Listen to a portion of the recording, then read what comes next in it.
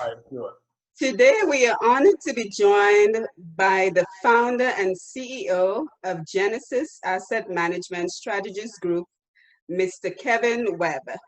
Kevin was born in Germany and he faced many challenges growing up, including not having a father and coming to America. His challenges did not impede his drive to be successful.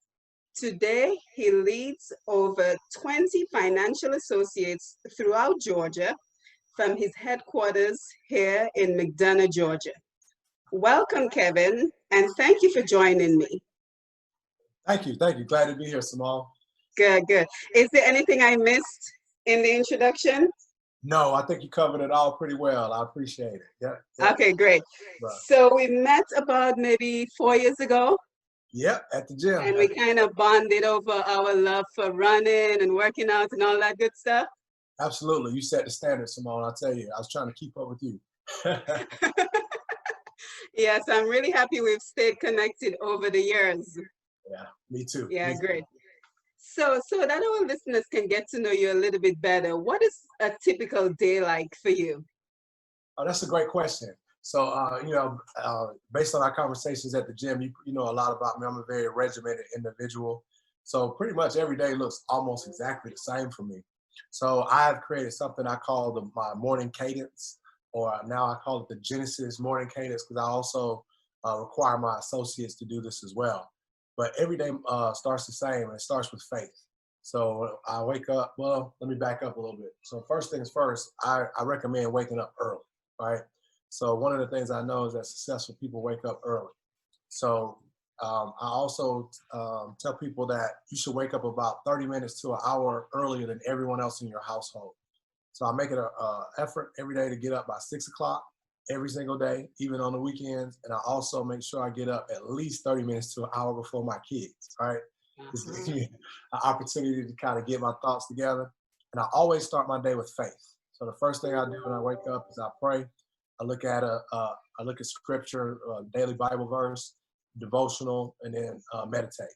So just starting the day with faith is very important to me. And then I also, as I get dressed every morning, I like to listen to a motivational video on YouTube. So I call it my inspirational vitamin. So I like to listen to something positive in the morning, try to get me my thoughts going in the right place. And then after that, I always listen to an audiobook. So every day I spend about 30 minutes to an hour listening to an audiobook, just what I call sharpening my sword. So listen to something related to my field or competency that I want to develop. And then as I see you all, well, prior to coronavirus, you'd always see me in the gym about the same time every day. So I believe in working out in the morning. So, studies show that people like to do business with people who look good. It gets the positive endorphins going by working out in the morning, gives you a sense of confidence and accomplishment. So that's how my morning starts out every single day. So it kind of helps you thrive, no matter what's going on. And, we all have chaos going on in our life. So doing those things in the morning, help me get going. And it's pretty interesting as you say that, because I'm starting to have a number of people come on for interviews, and they're all expressing that they wake up early before the rest of their household wakes up, and they're able to get into the right mental frame to begin the day. So I think we're already starting to see a pattern of what successful people do. Absolutely. That's very important. So you have to expect the unexpected and adjust. You have to be able to thrive in chaos. So no matter what may be going on in your personal life, you got to go out there each and every day and you got to execute and you got to perform. So what I found by having these rituals, having these habits, it helps me to go out there and do what I need to do to be successful, no matter what might be going on in my personal life. Absolutely. So for you, what would you say was your earliest memories of adversity? Earliest memory of adversity was probably, my father showing up when I was about 5 years old with the Donkey Kong game and saying, hey, you can go with me or you can stay with your mother. So growing up early, life without a father, I think that was probably my earliest adversity. And then also— Now, were you in Germany at this time? Yes. So Mainz, Germany, being one of very few minority kids, going to actual German school, speaking German. and then coming to America. So my mother met the person who I called my father when I was about 5 or 6 years old, and we moved to America. So I actually grew up German up until she met him. So I didn't speak English. So coming to America and having to actually repeat kindergarten because I couldn't speak English very well, and going to school with the kid with the clogs on, and my version of football and their version of football was a little bit different. So football to Right. me, So it was a culture shock for you, right? very much so, very much so. So a little bit of a culture shock, and then moving a lot. So it was coming to America was a little bit different. We very humble beginnings, and so we moved a lot. So just having to move a lot, those were some challenging times in the early years. Right. And what toll would you say that took on you, having to adjust to all those changes, having to learn a complete new culture, being introduced to your dad at 5 years old? What toll would you say that took on you? I think it's a lot for a small child to handle, having gone through so much at a young age. And it kind of, I kind of felt like for a long time in my life, a lack of family or lack of belonging. Because, Right. the people that I'm around aren't my blood family, so to speak. So, and then moving a lot. So kind of a lack of, belonging, Stability. or I just learned not to really get too close to people. So those Right. were some of the early challenges in life, kind of going through some of those things presented for me. Interesting. So how would you say that actually helped you to thrive? Because we all know that, you went from having such an adverse background to now being a CEO and founder of a major financial institution. So how were you able to turn it around and stop looking at yourself somewhat as a victim to being able to excel? How did you turn that around? Well, it helped me to develop grit, right? So I think one of the things that I really try to instill in my children or try to develop is grit. So it's just passion and perseverance and just kind of mental toughness and fortitude. So I think it helped me develop grit, just kind of, a sense of toughness and having to adapt to these new environments, on a consistent basis, and kind of a sense of accountability and saying, hey, you know what, it's up to me. I'm not a victim. I control my own circumstances, and there's a way out. So I think it helped me develop grit. And the other thing I didn't realize that it helped me along the way. So moving a lot, right? So I moved a lot. I mean, a lot. So I went to about 4 different elementary schools. I went to 3 Wow. middle schools, two high schools. So I learned how to make friends.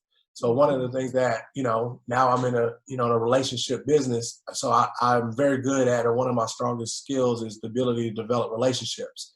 And I think a lot of that, came through the fact that, the kind of the circumstances are outliers, like the book. Right, and I think I can attest to that because I've seen you in action. I've seen you in your workshops and your seminars and your elements, and I swear you've never met a stranger. Absolutely, absolutely. I like people. So, Right, so, right. so grit, I So would it, say it's develop grit and, the ability to develop relationships and people skills. yeah. So it's interesting how you turn that to your advantage. How you turn always being the new kid and having to make new friends into an advantage of being Absolutely, able to turn a stranger into a client. absolutely, absolutely. That is truly amazing. I couldn't have orchestrated it this well if I wanted to. I definitely think this is God's plan and not mine.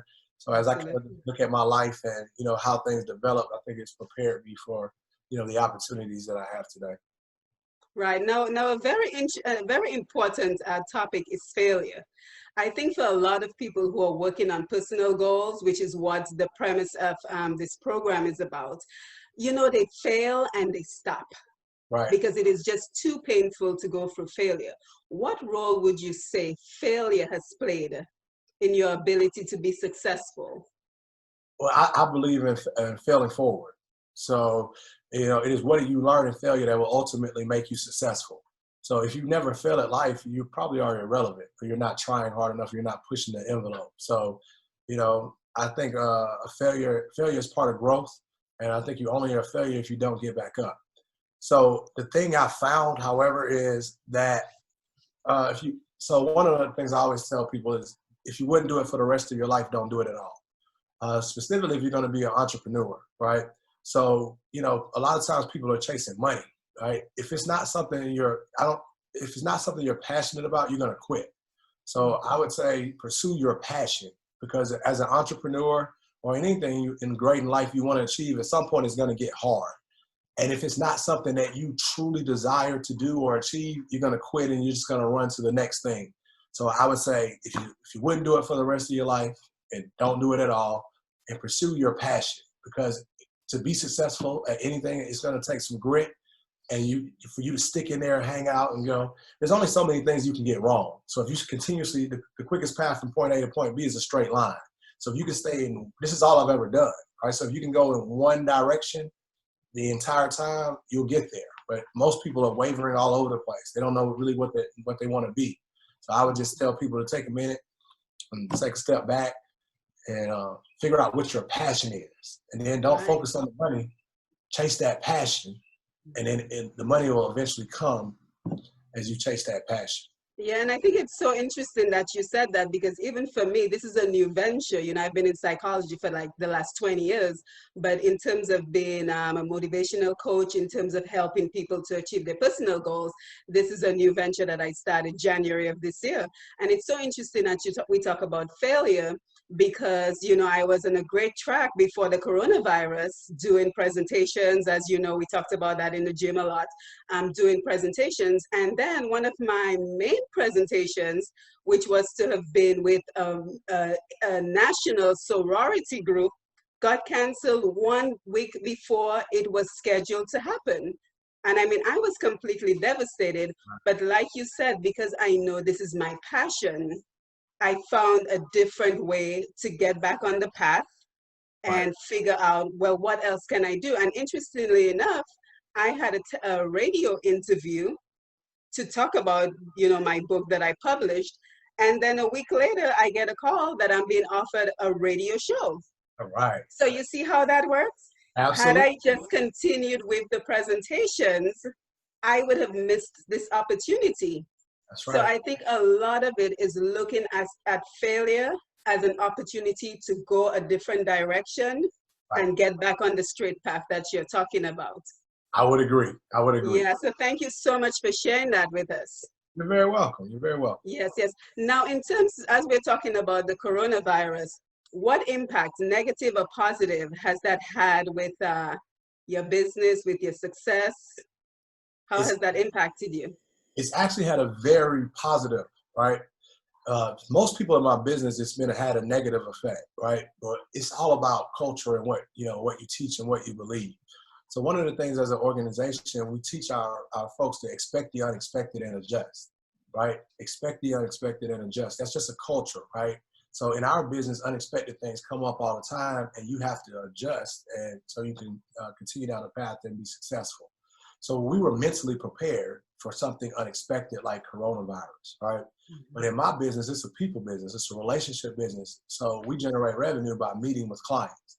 So in most cases, when you're dealing with people's money and their future, they want to look you in the eye. They want to sit down. They want to have lunch. They want to get to know you, that kind of thing. So coronavirus changed everything for us, right? I can imagine. So it could have taken us out of business, right? You can't meet with people. Well, how do you generate clients? How do you get more clients?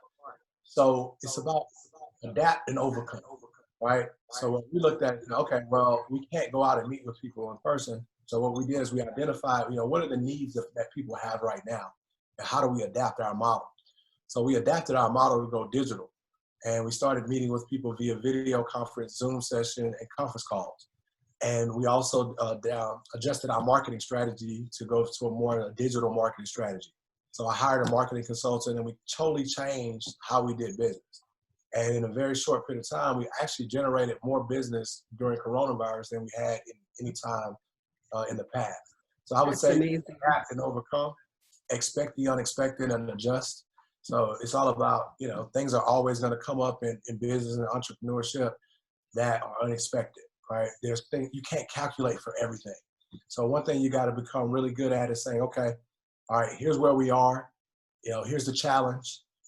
What's the solution? How do we overcome? And say you got to be somewhat of a chameleon, because there's an industry disruptor, or just the way that we do business could change at any time. And you got to be able to adapt and overcome.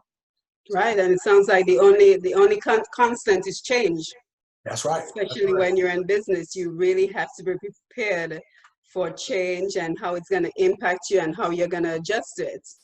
Yeah. Yeah. So I'm really happy that you guys have been able to thrive during this time. Absolutely. Absolutely. So it's Yeah, been yeah. a lot of hard work and effort going in. I definitely can't take the credit. I have a great team around me. So I believe in creating a mastermind group.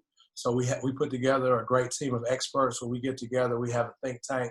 So you got to have a good, a good group of people around you. I always try to say, surround yourself with people that are smarter than you. So one of the things I'm blessed is to have a lot of smart people around me to help us figure out, the So, path. I'm speaking to you, and the one word that keeps coming to mind is resilience. That Absolutely. you're certainly a very resilient person, and after all the challenges you've been through, all the changes you've been through, you're still standing strong. Oh, that's So, right. so now I guess my question to you is, do you feel at this point you found success after all these challenges, or do you feel like you're still on the road to success? I don't believe success is an accident, right? I've always been successful, from little league sports to being the best in football, basketball, baseball, being an A honor roll student. So I think success is a lifestyle. So, everywhere I've been, number one. And I don't think that's because I just woke up very talented. It's because I work hard and I'm going to adapt and overcome. So I believe in being a lifelong learner. So I don't ever get to a point where I'll be comfortable enough to say I'm a success. So I think that, throughout life, you got to constantly seek improvement. I think until the day I die, I'll always be trying to get better. So I've been successful, but have I reached the epitome of what I would define as success? Probably not. And I don't know that I ever will. So I just want to be the best I can be and get a little bit better every day. I don't think there's ever a point where I'll be satisfied or, say, this is a good stopping point. Right. Yeah, I can certainly see why we've stayed connected throughout all these years because, like you, I'm very much a lifelong learner. And I think that as long as you're alive, you are meant to grow, you're meant to evolve, you're meant to have new personal goals that you're working on to achieve the next level. Absolutely. So thank you. Iron sharpens iron. I could definitely tell you those conversations that we've had at the gym, and I probably owe you a consulting fee for your for your psychological work as you helped me figure and sort things out in some of my most challenging times in life. So I thank you for being a client and a great friend as well. So appreciate the Yeah, friendship. so it's the feeling is certainly mutual because I've learned so much from you on our runs in terms of financial awareness, financial education, and I so enjoy that phrase that you use: "Iron sharpens iron." That's right. So important that you surround yourself with people who have similar goals to you, similar aspirations, so that you can feed off. You're an expert in finance, I'm an expert in psychology, and then you have the synergy where each person can benefit. So important that we surround ourselves with people that we can actually learn from. Absolutely. Absolutely. Yeah, so I'm certainly enjoying this conversation with you today. And in terms of if you had to leave three pieces of advice for our listeners as we wrap up our time together, what would you say would be your three major pieces of advice to them? I would say develop grit. So passion and perseverance. So there's a great book written by Angela Duckworth on a grit audio book. It's a great book. I would recommend checking that out. So if it's identify your passion and pursue it, right? If you wouldn't do it for the rest of your life, don't do it at all. And I would say focus on the journey, not the destination. So, I used to focus solely on the destination, and I had these really ambitious goals, and I really never found happiness because while I'm number one at the country in this and doing great at this, I never found a sense of satisfaction because I have this big long-term goal. But what I've learned to do recently is just enjoy the journey. You got to enjoy the small wins, and you got to enjoy the hard of it and the challenges that you face day in, day out. So I would say focus on the journey and not the destination. And just learn to enjoy the journey and love overcoming challenges and learn to embrace the hard and just, love the chess game. It's chess, not checker. So just really embrace, that process of what it takes to be ultimately successful and enjoy the small wins. Mhm. Yeah, certainly, certainly. And so this is an opportunity as my way of thanking you for coming on the show to promote your business. Tell us what you're working on, how we can get in touch with you, how we can seek out your services.